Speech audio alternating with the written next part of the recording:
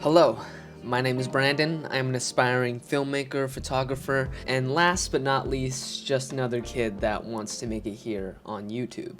Today, I'm sharing with you on how I got my first ever paid product gig, and 5 pointers to help you out to up your chances to get your first client. Number 1, understand we all start from somewhere. Assuming you've never had a client before, a lot of things must be going on in your mind right now. Like worrying about gear, how am I supposed to approach clients, what should be my pay rate?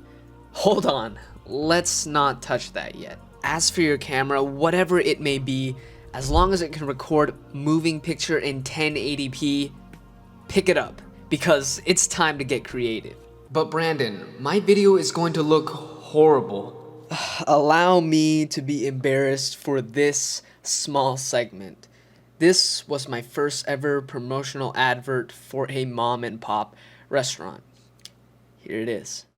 Now, keep in mind this isn't the original music in the advert. Of course, this was due to my beginner's mistake, using copyrighted music.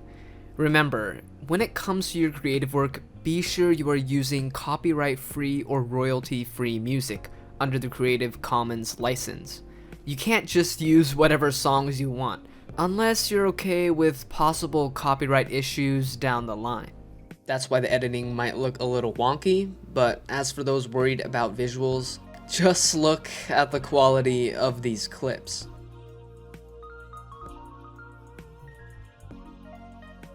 These were shot on a 2010 Sony Handycam back in 2016, right as I was getting into video. Though that camera has its charms, most of these smartphones here today have better image quality than that camera. So, no excuses. Number 2, what can you do now? Just as I created that promotional video back then, I asked myself, what can I do now? For example, is there any certain specific products you want to shoot? Is there anything in your room or house that you can create a video mock-up for? These questions are important because what you put out is what you'll be reached out for. At the same time, this allows you to showcase your skills on what you can do for your future clients, the way you film, edit, everything. My first paid gig was to shoot longboards and cruisers, and this was only possible because back then, during my free time, I'd take the time to bring my camera with me and record sessions of when I'd be riding and cruising on the trails back at home. This leads me into the next one, because those clips weren't the greatest, but it's part of the exposure. Number 3, share your work, no matter how bad you think it is. Remember, this is all part of the growth process. If you're afraid of asking friends or family on critiquing or showing them your work, there's a lot of groups and communities on Facebook, particularly to photography and videography, and they will give you that constructive criticism if you ask while showing your work. That way, as you produce, you could see what you could improve on, or maybe what you could do differently next time. Now, on to the next one. Number 4, professionalism. You'd be surprised on how many people actually underestimate proper communication, whether that be in person or online. Professionalism can come a long way.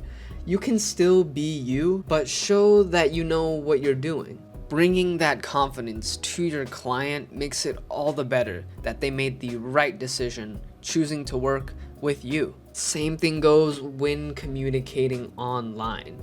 Be sure to format your emails correctly, use proper grammar, and always spell checked, just to make sure your words are spelled correctly. This is important because there will be times where your clients have poor English, and I've had clients in the past communicate with me through using translating apps. And in order for you to get your message across when communicating, you need to make sure that you are able to spell and form your sentences properly. Number 5, just do it.